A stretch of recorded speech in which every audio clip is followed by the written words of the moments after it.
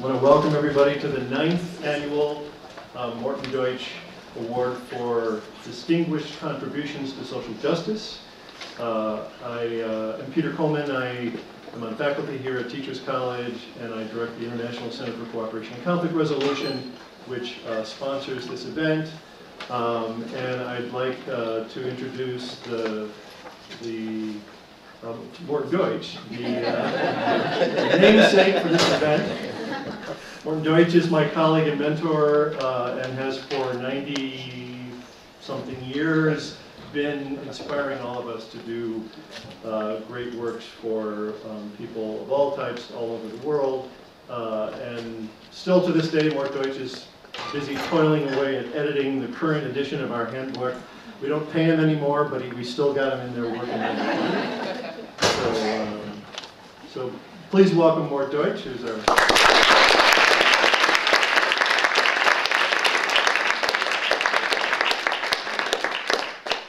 So this award was started in 2005, and it was our attempt to begin to stimulate and honor scholarly and practical work on social justice in a small attempt to what we say interrupt the robust patterns of injustice and oppression that exist in our world today. And our previous recipients of the Distinguished Award are in fact distinguished Michelle Fine, Jeffrey Canada, Marjorie Banaji, John Jost, Janusz Rykowski, and Janusz Jelek, who were involved in the negotiations of peace process around solidarity in Poland, Sister Elaine Ray, Dr. Claude Steele, Dr. Erwin Staub, and last year Dr. Jean Sharp, who is a scholar on nonviolence.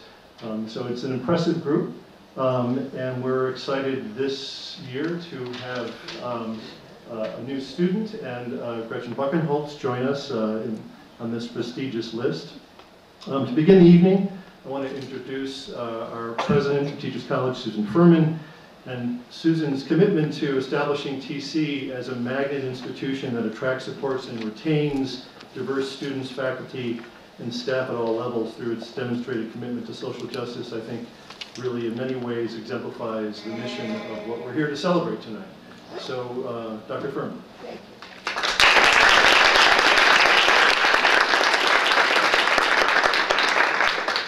Thank you, Peter. Good evening, everybody, and welcome to the 9th annual Morton Deutsch Awards for Social Justice. It's a pleasure to be here to honor the award winners, as well as Professor Deutsch, who has had such a tremendous influence on Teachers College. And what a time to talk about the influence on Teachers College, because we are celebrating our 125th anniversary this year.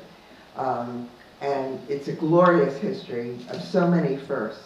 Just about every field you can think of was invented here across education, health, and psychology. And I have a list of, my memory always means I leave something out, but arts education, special education, urban education, dance education, gifted education, international comparative education, nursing education, nutrition education, and the list goes on and on. And of course, prominent on that list is the field of conflict resolution, and Professor Deutsch in being one of the TC firsts, one of the people whose legacy we want to live up to.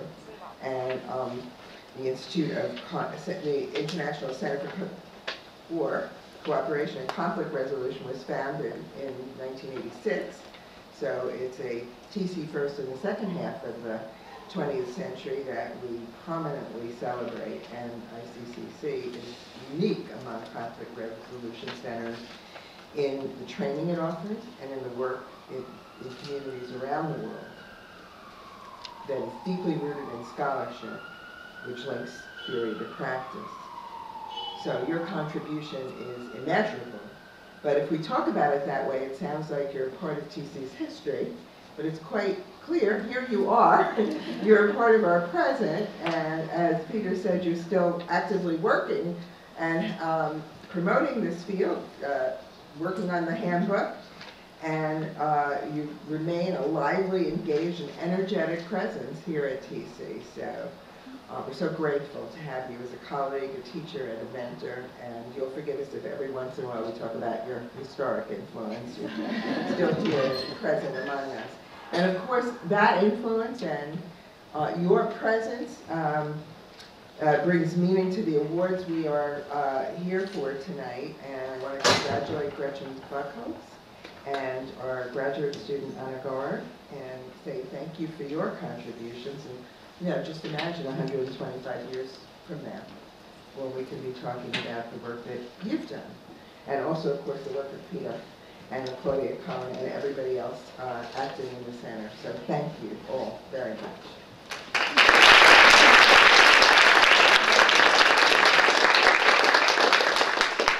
Thank you, President Furman. So if you glance at your agenda, you'll see that the night is carved into sort of three sections. First, Dr. Claudia Cohen, who is Senior Lecturer and Associate Director of ICCCR, will introduce tonight's recipient of the Best Columbia Student Paper Award, who will make a brief presentation based on her paper. And then I will introduce this year's recipient of the Distinguished Scholar Practitioner Award, Gretchen Buchenholz, who will also make a few comments and take a few questions. And then we will open these doors and bring out food and wine and celebrate together for the rest of the evening. And so we will all be looking forward to those moments, right? So Dr. Cohen.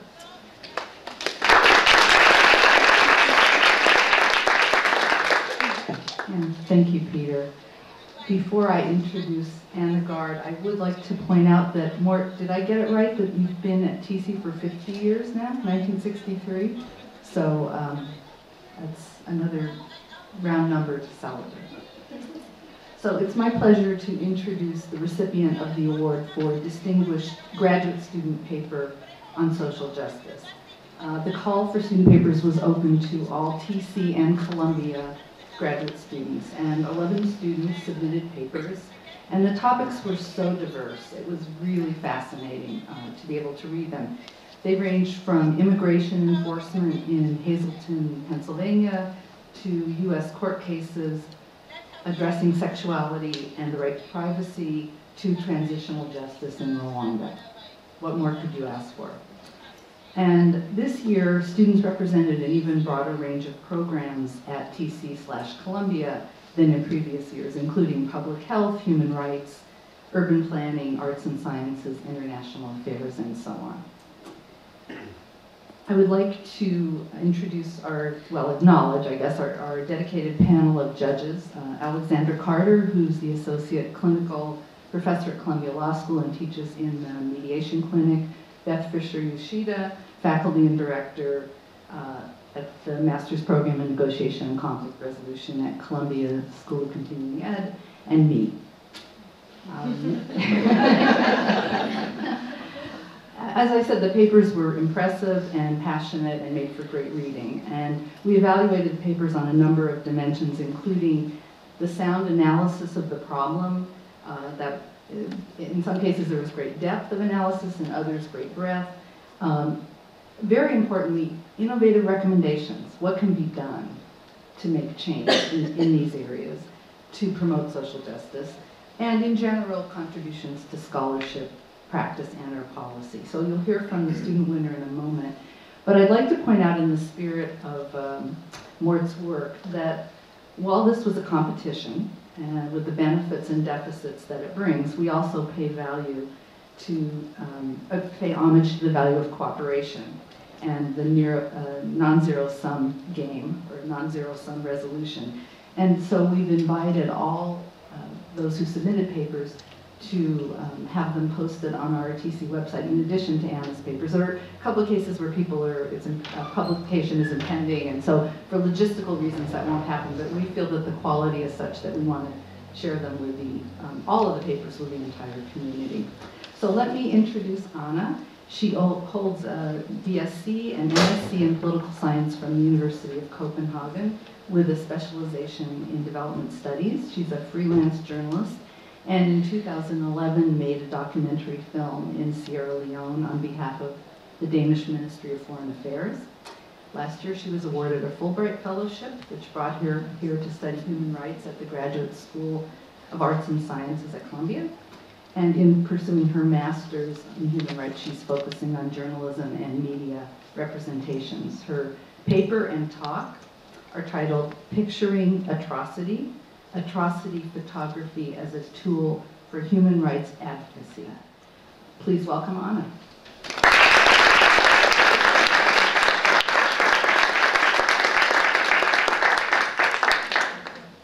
Well, first of all, thank you very much. I'm very honored and thankful, and it's both a great honor and also it's very, very motivating for the rest of my studies, so thank you very much. And also I just want to quickly thank my professor, Anna Gaarde, who was very supportive as I wrote the paper, and I know she wanted to be here. Oh, she is here, yeah. Yeah, well, thank you very much. It has often been said that a picture is worth 1,000 words, and photography's ability to compress a large amount of information makes it an important tool for human rights advocacy. However, photography is not innocent, and photography can be misused and it can be biased in a way that distorts reality. This calls for a thorough analysis of the role of atrocity photography as an advocacy tool, which was the purpose of my paper. I specifically looked at 3 different aspects of photography as an advocacy tool. I looked at photography's ability to bear witness and its ability to represent individuals and groups, and I looked at photography's ability to call for action.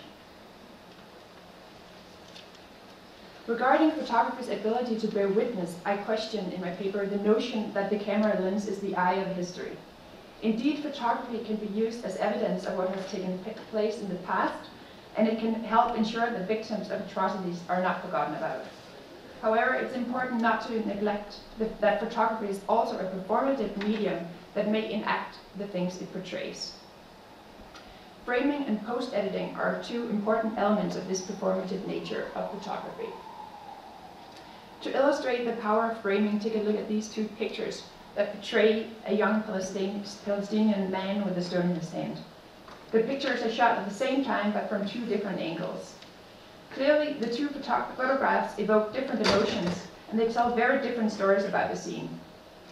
The contrast between these 2 pictures makes one wonder if the presence of the many cameras affect the young man's decision on whether to throw the stone, as he might feel pressured to satisfy his audience. The photographer who's taken these 2 pictures has reflected upon his own role as a photographer, and he points out how photographers often intentionally try to over-dramatize photographs because that's what the media market demands. This often makes photojournalists and photographers create drama even when the situation lacks of it. Atrocity photography can represent individuals and groups and give voice to people who have been victims of atrocities, and it can be a tool to articulate a cry for help or justice.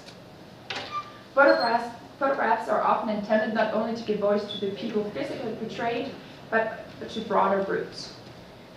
This is a challenging task, as it requires that the photographs be constructed in a way that captures the broader context. Sometimes photographers try to do this by appealing to our collective memory. One way to appeal to such collective memory is to draw parallels to photographs with iconic power, which means to construct pictures with symbolic overtones that endow them with national or worldwide significance. Such iconic images can, however, quickly harden into stereotypes, whereby individual voices are reduced to echoes of previous voices.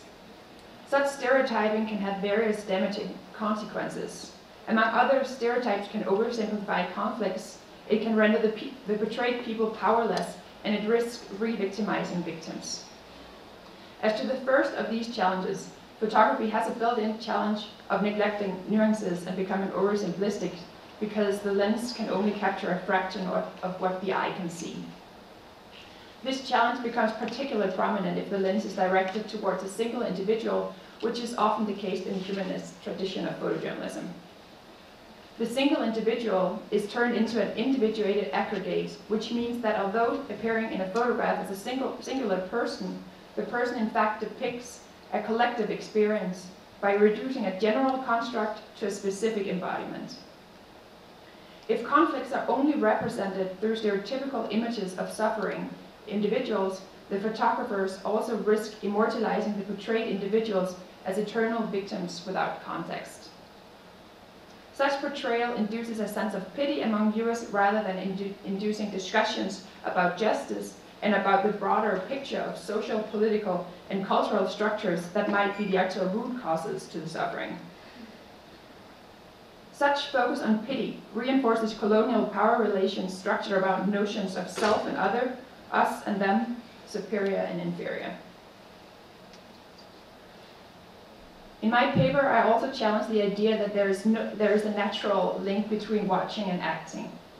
Some claim that the circulation of images of distant events has created a sort of virtual community between viewers and victims that has led to a sense of shared humanity that makes viewers call for political mobilization to halt atrocities.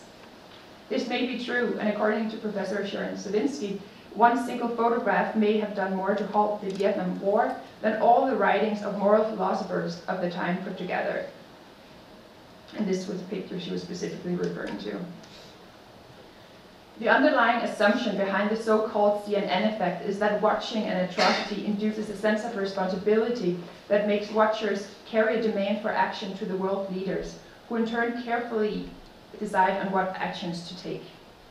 However, there are reasons to question this alert connection.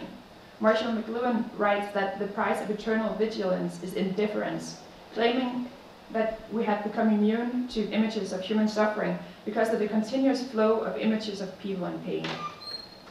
We, the people watching, have started to suffer from compassion fatigue. Such compassion fatigue should however not be mistaken for viewers' lack of interest or lack of compassion. Rather, it should be understood in the light of media's repetitive obsession with shock and superficiality, which fails to engage viewers in serious conversation. In my analysis of the role of atrocity photography as an advocacy tool, I've identified both promises and challenges. There's no easy and quick way to overcome the challenges, but I've tried to identify some first small steps in order to do so. To overcome the challenges related to photography's ability to bear witness, I suggest that photographers and editors develop clear ethical guidelines. Such guidelines are not supposed to forbid post-processing or force photographers to shoot their pictures in a specific way, but the guidelines should remind photojournalists that they, in fact, have a duty not to distort reality.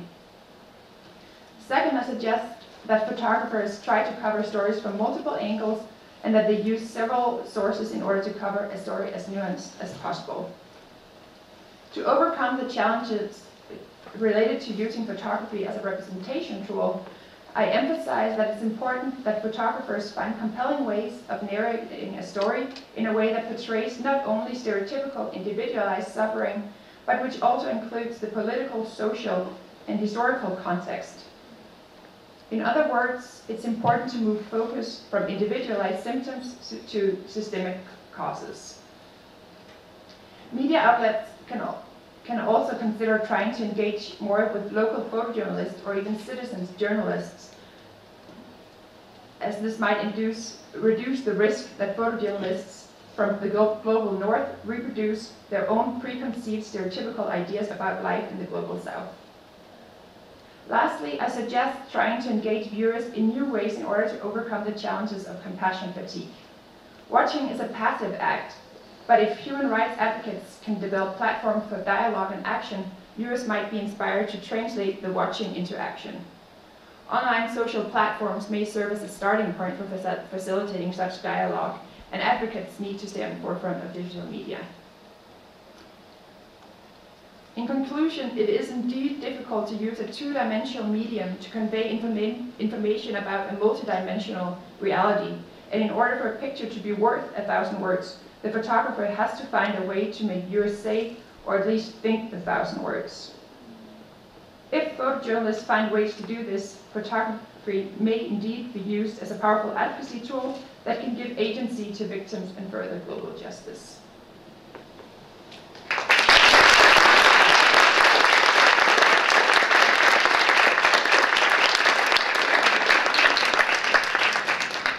Promised, we have a couple of minutes for questions, so please, if you have them, raise your hand.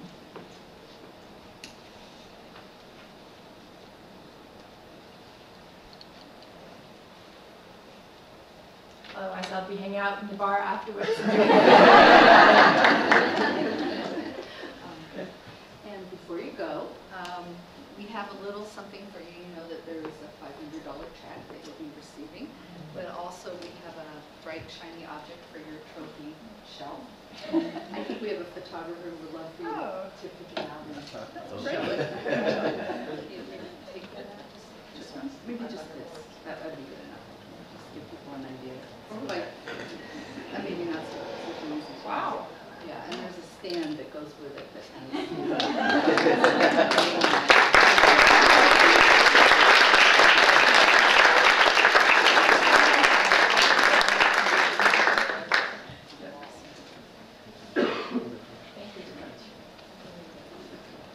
Anna, congratulations, and again, this paper is posted now, or will be posted soon, on the ICCCR website.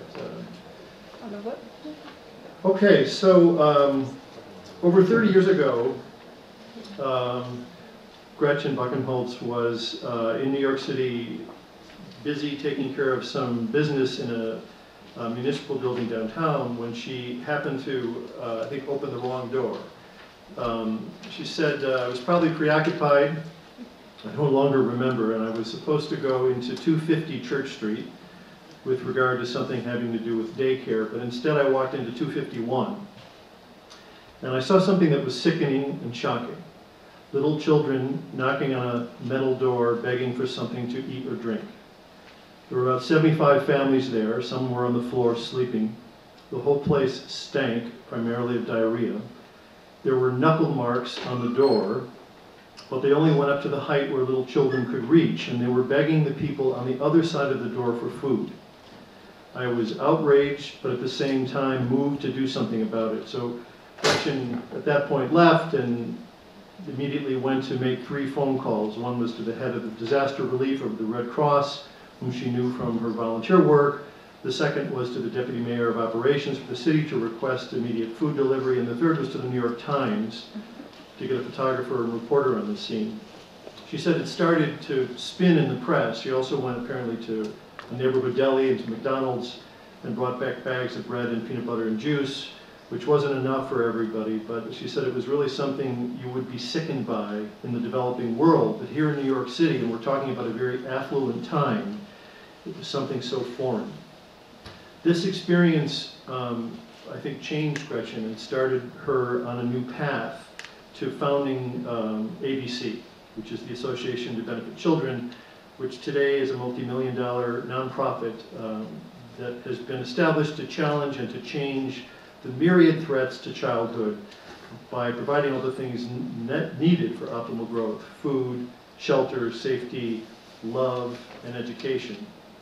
As Catherine Rhodes Henderson has written, Gretchen's organization was simultaneously a critique of society and an alternative, embodying values that mainstream society had seemingly forgotten, namely that everyone deserves a childhood. Gretchen never thought of herself as an activist. She simply said, I was an innocent bystander. I had no training, no gift, no talent, no knowledge. I had quarters to make a phone call. Today, the Associated to Benefit Children stands as a beacon of hope for the more than 14,000 children who sleep in New York City shelters each night, and the more than 600,000 children who go hungry every day. It's dedicated to bringing joy and warmth to disadvantaged children and their families through compassionate, sustainable, comprehensive, and integrated services designed to permanently break the cycle of abuse, neglect, sickness, and homelessness.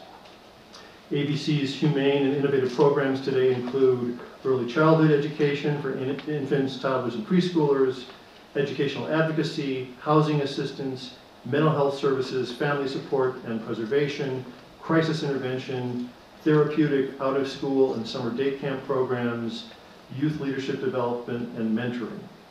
And as a board member, Karina Gore-Schiff, has written, poverty brings about all kinds of challenges, whether it's homelessness, abuse, neglect, or developmental delays. When you go to ABC, you can see how an oasis like that can make all the difference, particularly with services that involve the whole family, like counseling for parents, mental health treatment, and job placement.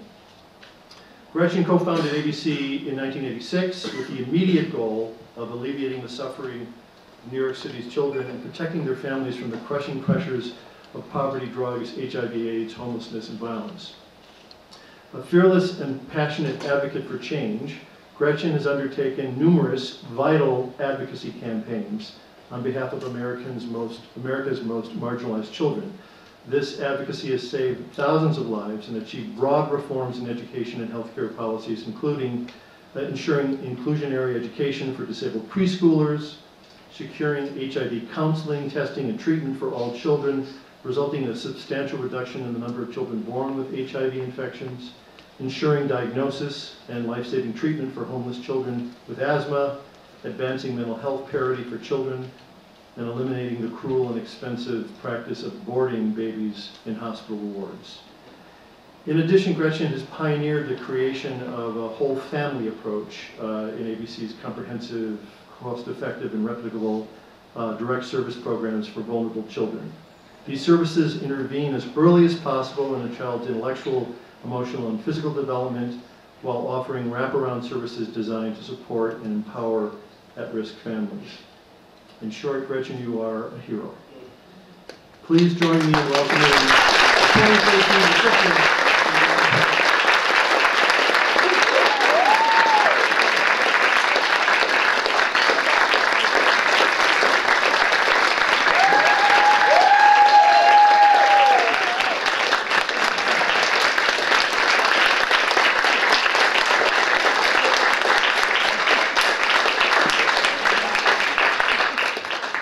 Thank you, Peter.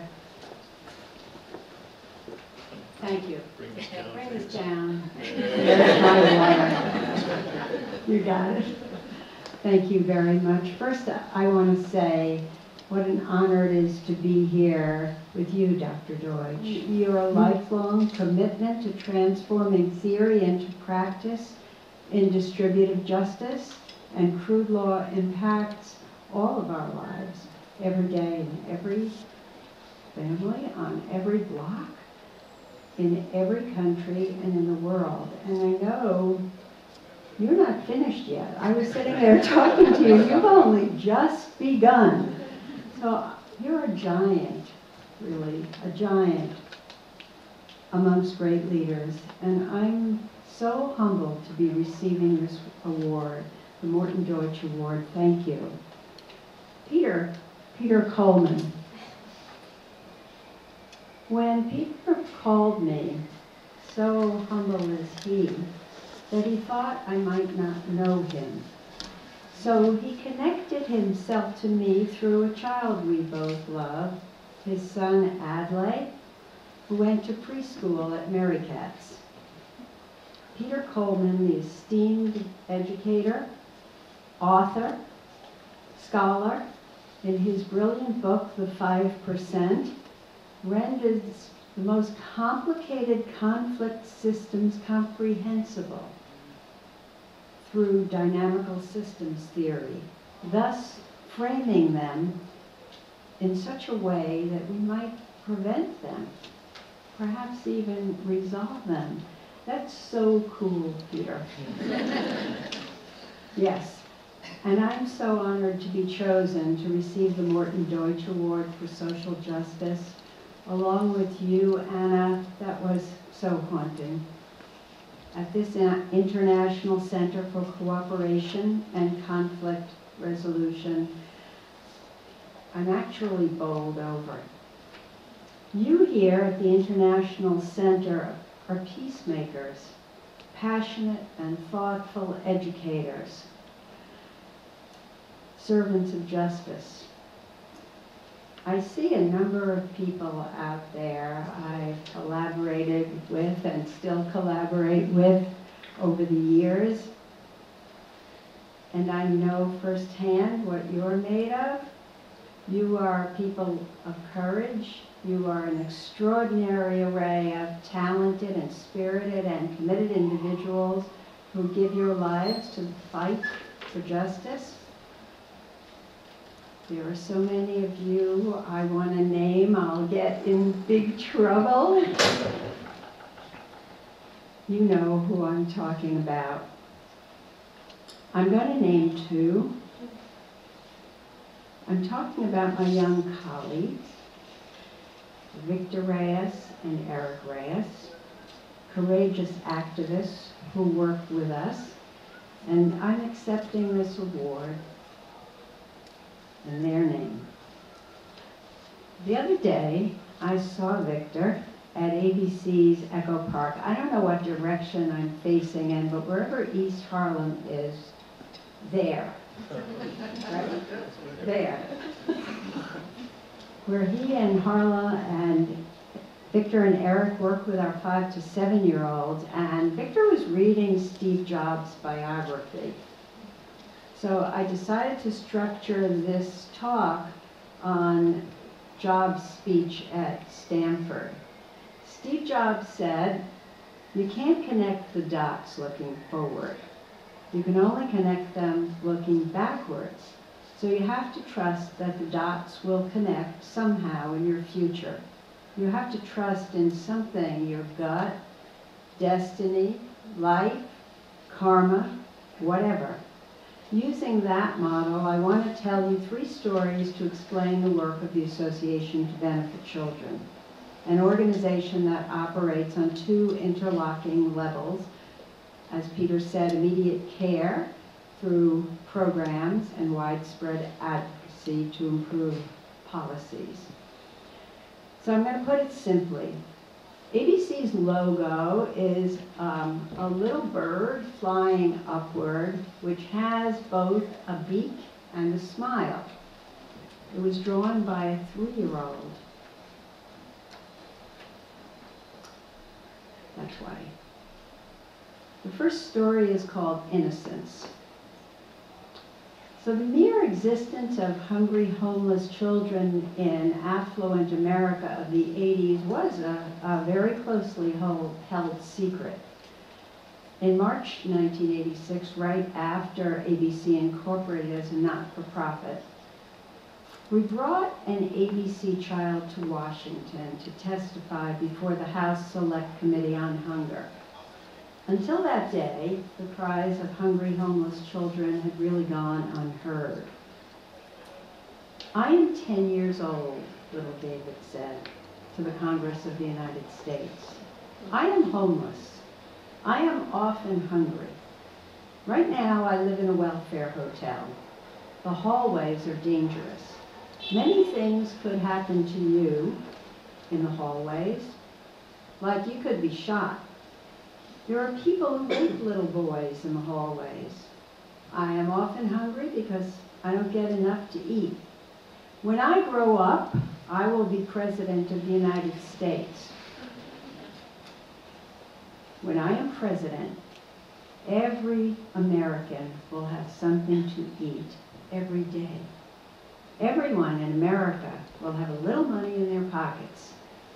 When I am president, no 10-year-old boy like me will have to put his head down on his desk at school because it hurts to be hungry." The New York Times called David a homeless every child. ABC had become an advocacy organization overnight. We wanted to create alternatives to the dangerous practice of warehousing homeless families in barrack shelters and welfare hotels. Instead of that, we developed supportive housing models. The second story is called Cages.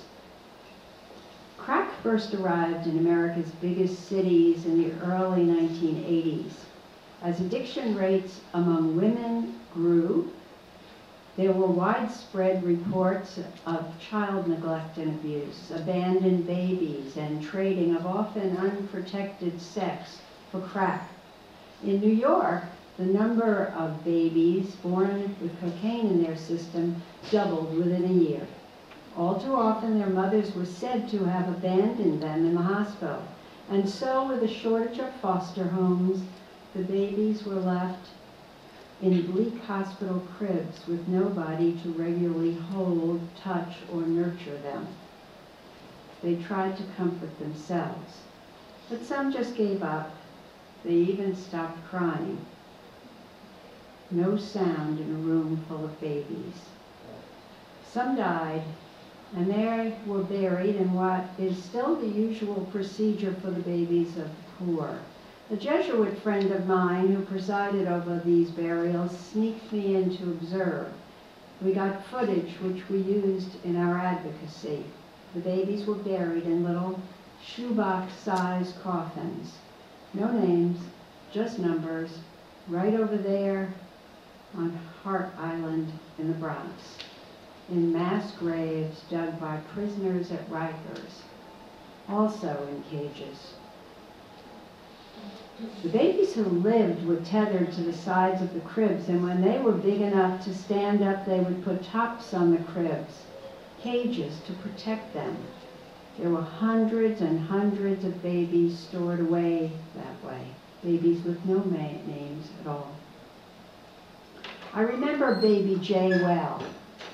Someone, perhaps one of the nurses, no one else ever came to visit her, brought baby Jay a little blue checkered dress with a white bib when she turned 1. She had lived all of her life in that crib, although she was perfectly healthy. She had learned to pull herself up in the crib, so they put a top on it. Then she learned to walk in her crib.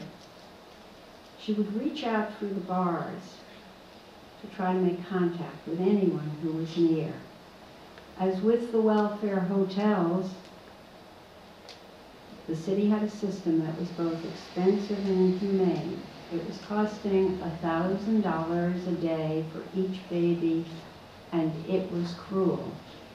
In December 1987, after publicity and persuasion failed, ABC brought a class action lawsuit called Baby Jennifer versus Koch to force the city to act to limit the number of days a baby stays in the hospital after being medically cleared. ABC went in and got every one of those infants back to either their own families or into a loving home, sometimes across racial and religious and gender and sexual preference barriers. Now there are no more border babies.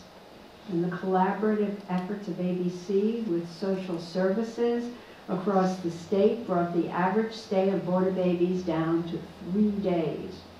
And we brought a similar suit in New Jersey with the help of the former city commissioner, and subsequently collaborated with advocacy groups across the country and eliminated border baby warehousing. The practice was eliminated across the country without litigation. The third story is called It's Complicated. ABC's work with border babies led us right into the pediatric AIDS epidemic. Since 1987, every newborn has been tested at birth for a variety of diseases: sickle cell anemia, syphilis, PKU, and HIV. The test served several purposes, including enabling treatment and allowing statistics to be gathered and studied. The thing is, the results of the HIV test were separated from the others, and the results were revealed to no one. Mothers weren't even told the test was being done. HIV tests were used as an epidemiological tool, so state officials knew how many babies were born positive, but no one knew who they were. A few years later, at our house on 91st Street, we knew a boy named Wilfredo, a 3.5-year-old whose body had become so small that a finger-sized Band-Aid wrapped around his leg twice. There was a feeding tube in his nose and an IV in his arm. The summer before, he had been a robust boy riding his tricycle. He was very bossy, and he bossed his friends around on the playground at one of ABC's programs, and he talked a blue streak to his teachers and his dad. His mother had already died. Now Wilfredo could neither walk nor talk. He was like a flower who had turned back into a seed. In the garden behind our house on a brick wall, a mural still depicts a city child's fantasy of another, safer world. There are green fields and flowing streams, castles floating in the air, and many pigeons flying over the landscape. City birds. Some of the pigeons have names and dates written across their white, feathery breasts. They're flying up free. Oh, there you go. 3/19/88 to 9/15/91. Franklin, Lisa, Brandon, Kenny, and on and on. You see, in 1987, there was no treatment for HIV or AIDS.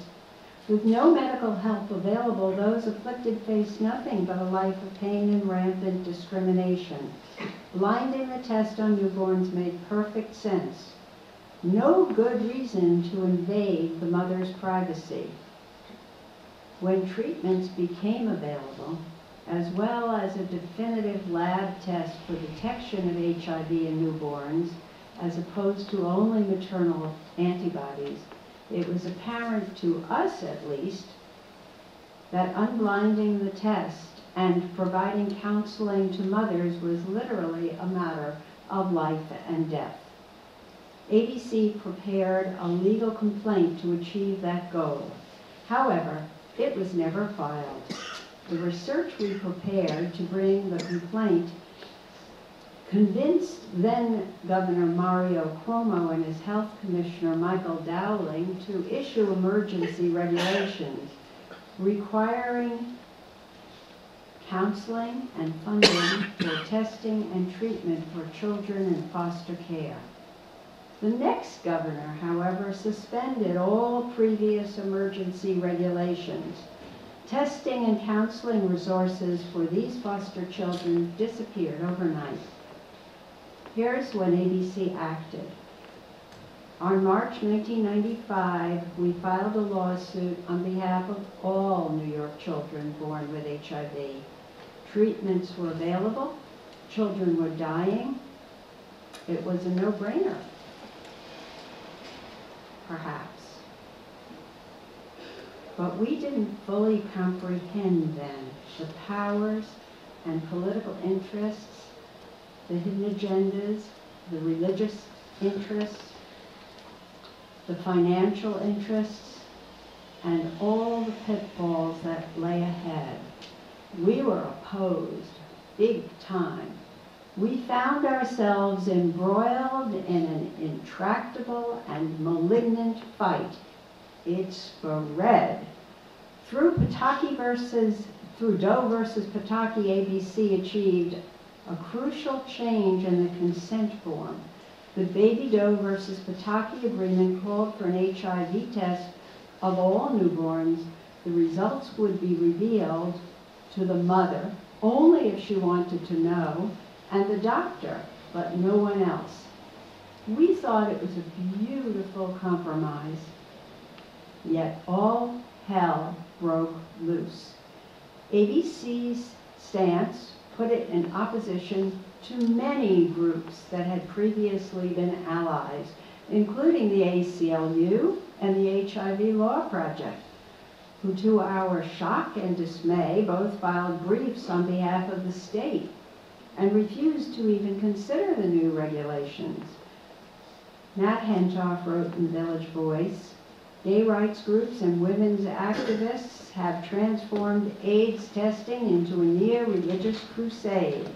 The unbending dogma holds that nothing shall call into doubt the privacy of adults with AIDS, even if infants are condemned to short, painful lives." Here's what happened. Activists staged a rally to announce their opposition to ABC's lawsuit. They picketed our little house on East 91st Street, where we supported fragile families and cared for babies who had AIDS. There were threatening phone calls and letters, warnings to our funders, and other strange and anonymous assaults meant to frighten us. make us back off. Many held signs. Some of those signs said, "Stop Gretchen," even "Kill Gretchen." They weren't there to give me any Morton Deutsch Award. Still, there were latent forces for good out there. What Peter Coleman calls peace traps, one of them sitting in this room, more than one. Recently, we read with awe that a baby in Mississippi who was born infected has been cured. That may be the dot connecting to our future. Let's hope. Now, I'm delighted to watch with you the premiere of I'm Positive, a film by young educator activist Victor Reyes and his brother Eric Reyes, who have never stopped fighting for lives.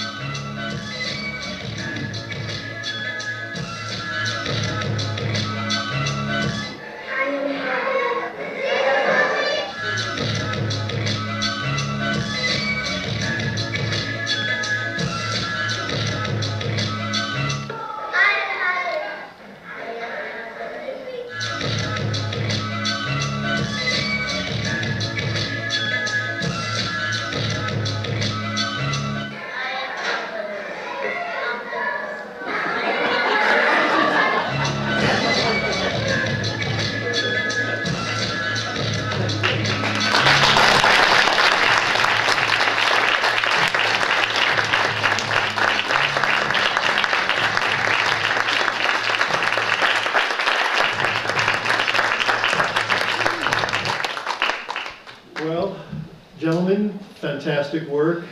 Gretchen, you move us so much. Do we have questions for Gretchen? You want to come up for 1 second? Would anyone like to ask any questions or make any comments? Or we can just drink wine. Claudia, go ahead. I just want to say I'm awestruck. I know there's a much longer story, but just the vignettes you shared with us are so moving and informative.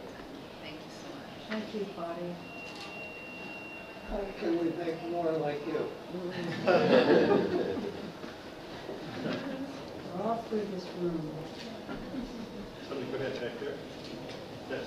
I just wanted to say that it's not just the children's lives who are touched by ABC and Gretchen.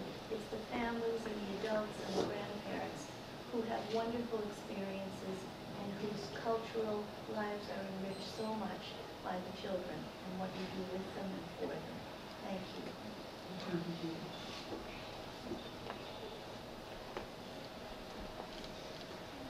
Go ahead. Thank you for all your hard work. I just wanted to ask you, from the story that was shared about how this first began, or kind of the origins of your work, what is it that you think in your own personal history or life, or kind of characteristic or own background, that made you take that step to be so proactive when you walked into that room and saw the situation you encountered, that a lot of people who believe in, kind of social justice or equality and, care about other people might not have been so proactive. What do you think was it that,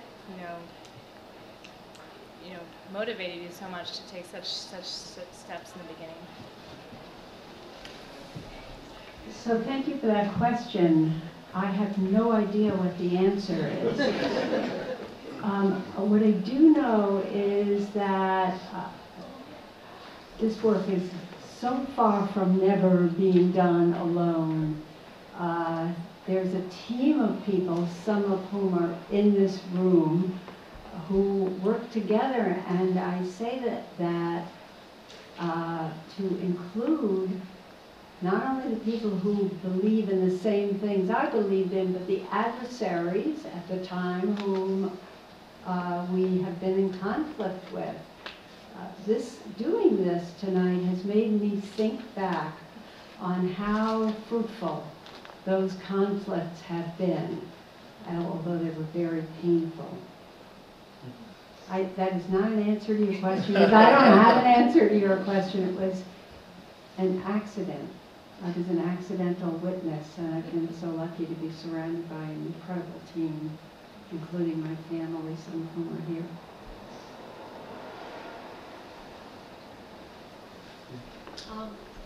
That was very inspirational, and I feel very inspired right now, which is why I'm wondering if I could ask, what kind of support does ABC look for and need from the community, be it from people in academia, be it from anyone, something that could sort of be a support for people?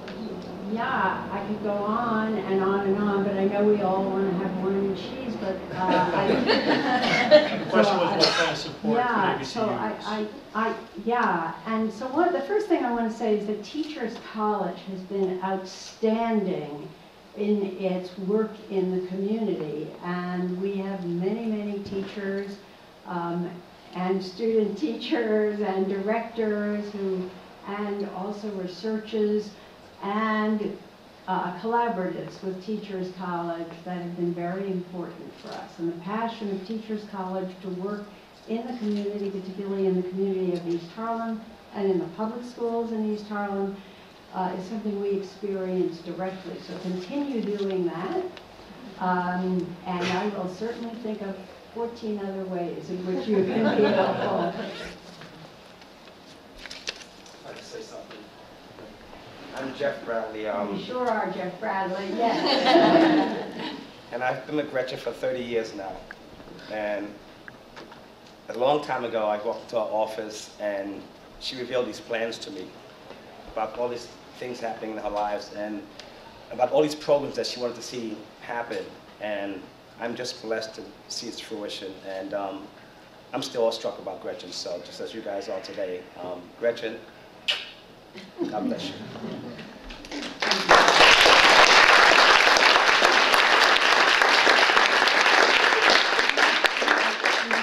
just want to double down on the testimonial part because actually Jeff taught all 4 of my kids, our kids, and Gretchen, I've known you for 25 years. And I don't know, everybody makes ripples and you make tsunamis instead of ripples. You know, I wouldn't do anything that I do now if it hadn't been for your mentorship and love all these years. So you're an exceptionally wonderful person. There aren't enough more Deutsch Awards on earth for you.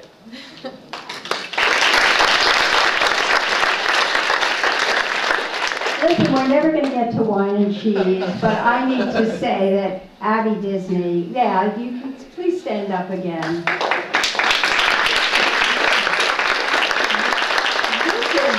One of the great global activists who really, yes, filmmaker, really global activist who's, I think, changed the world and will continue to. It's all your fault, my friend. I think that's a great note to Gretchen, award you this very heavy and beautiful. Listen, I'm accepting award in Victor and Eric Reyes's name, please.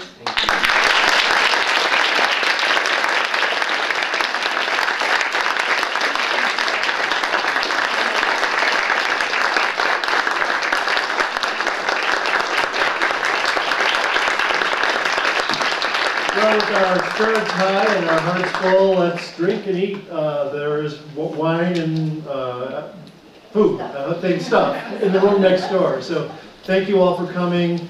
Thank you, Anna and Gretchen, for your presentations and for your fantastic work. And thank you all. Have a good night.